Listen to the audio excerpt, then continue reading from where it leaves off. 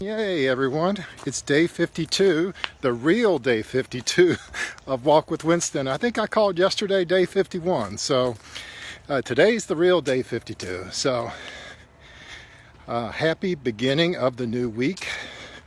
Don't you love new beginnings? We have a blank slate in front of us, and we are going to co-create the week of our dreams coming up. And you know what today is too? 100 days left till January 1st, 2019. Oh my goodness. Loving new beginnings coming up very, very soon. So, I am introducing tonight is the first group call. I'm doing a new group coaching program, a free group coaching experience called 100 Day Challenge. And the goal of it is to take one small action for 100 consecutive days so that we're building massive momentum as we go into 2019.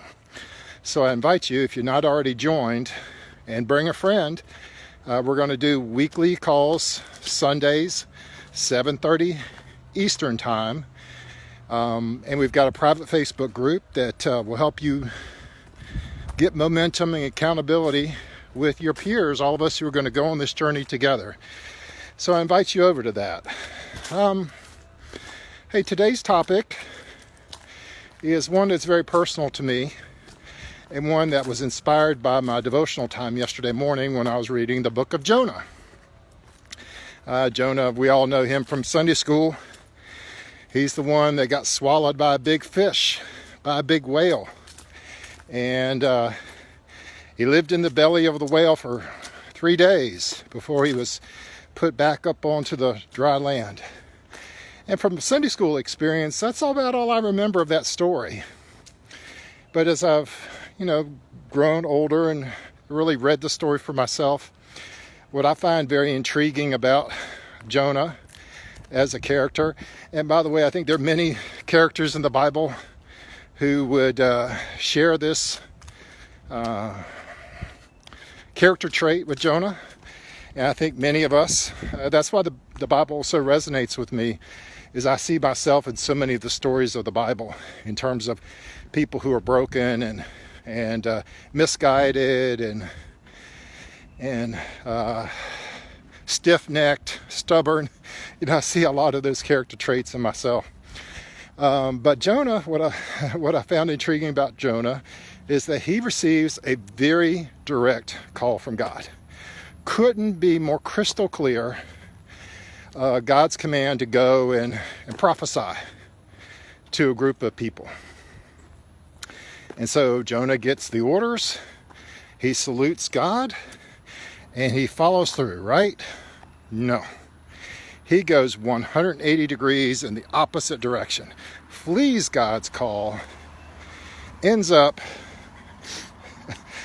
getting on a boat, putting the lives of many other people in danger, getting thrown off the boat, and ends up in the belly of a whale. Oh my goodness. How many times, I don't know many people who have gotten that kind of direct call from God, that kind of audible, personal command from God. I've not met many people, but I know a lot of people who get this impression deep inside their soul that they have a call, and the people I admire are people who follow that call and follow through on that call. And then later, they probably don't voice it early on, right? They probably get this impression. Maybe some get the kind of lightning bolt type of insight, but I'm guessing that many people that receive a call get this kind of impression over time, and they know that they need to take action. And so this past week we talked a little bit about increasing our sensitivity to those nudges, those divine appointments, those divine connections. But today I just want to share from my personal experience a couple times that I didn't heed the call. And I wonder sometimes how my life would have turned out had I really listened to that call. So probably my The earliest call that was spoken over me was that I would be a great minister someday. I would be a good minister someday. Now, this was in high school. We had a visiting minister who was standing in the Methodist Church. We would have a regular rotation of ministers in and out of our country rural church. About every 3 years or so, we'd get assigned a new minister. And for some reason, we had a vacancy. We had a retired minister, Reverend Kelly, stepped in to lead our congregation. And I remember very vividly one day towards the front of the church. And by the way, this is like a 100-person sanctuary. Not huge. Hard to hide when you're 6'7" and a teenager. But I remember one day, Reverend Kelly kind of saddled, came up next to me, put his arm on my shoulder, and basically says, "Son, you're going to be a good minister someday." Oh my goodness. Did that scare me? Because I had a mindset about what a minister would be. My mindset was, you're going to take about poverty. You are going to be this example for all these people in your congregation. You're going to know the Bible backwards and forwards. And not only are you going to know it, you're going to live it out. That's one of my beliefs. That's how the people I admired in their Christian walk really didn't preach so much as the way they lived was their testimony. And at 16 or so, just scared me to death. And I went, just like Jonah, the complete opposite direction from that call. Where I had once been very active in the youth ministry, I got to be less active and further away. And as a young adult, and as an early adult, I really didn't participate much in my spiritual formation anymore. Well, as I look back now, 40 plus years after that, just like the Israelites, I did my 40 years of walking through the desert of life, perhaps because I didn't heed that call.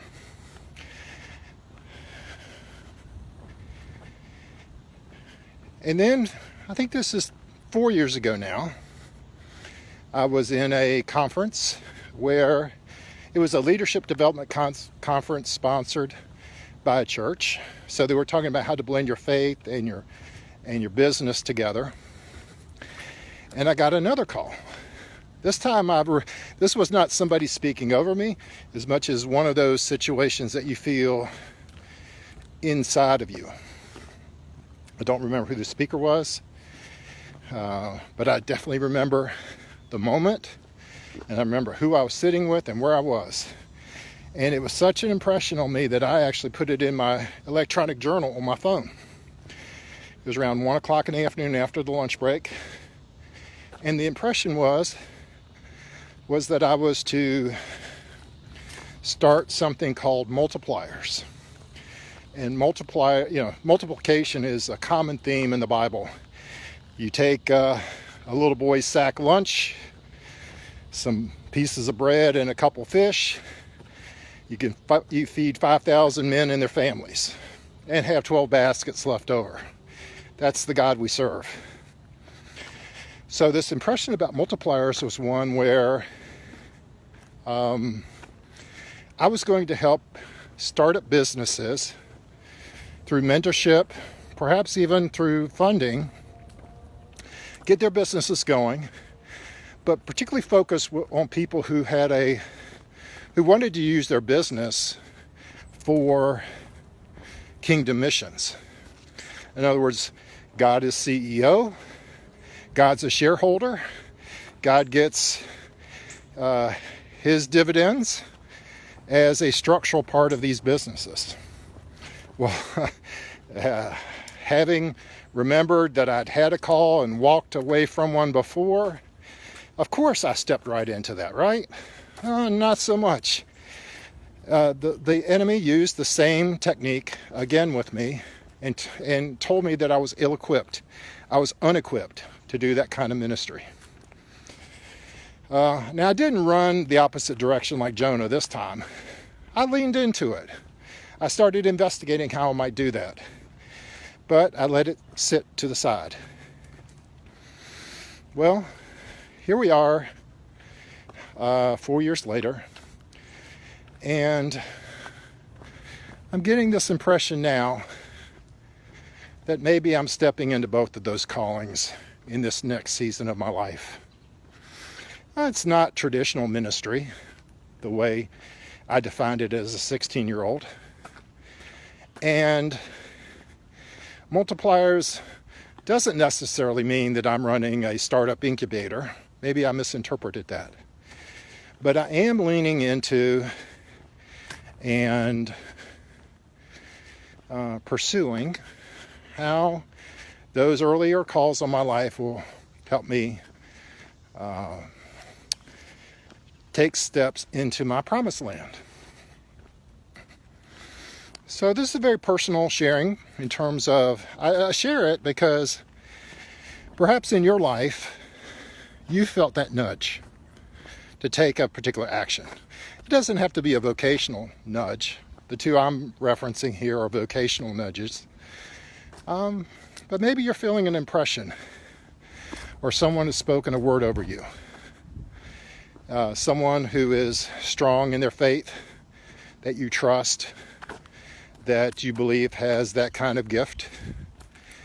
God speaks through lots of different people and circumstances. So I share this to say, don't be Jonah. It's human nature to feel like you're ill-equipped or that you can't do something. I'm sharing this testimony now because as we go on this transformational journey, and maybe sometime down the road, we'll see how these calls come to pass in my own life.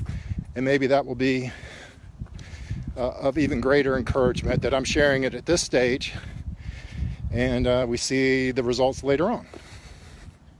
So today, on your transformational journey, just be sensitive. That's been my message all week. Just be sensitive to those divine appointments, those prophetic words that could be spoken over you.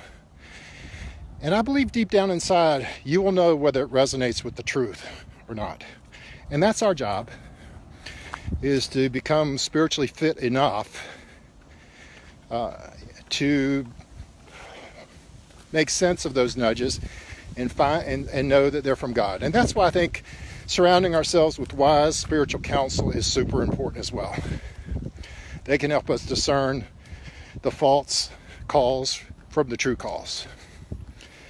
So with that, you guys have a great Sunday. Hope to see many of you join this 100-day challenge. It's going to start today, but it's going to be a rolling enrollment. It's going to be something that, as people see this as something that would be beneficial to them, we welcome them to the group. With that, you guys have a great Sunday. I'll talk to you soon.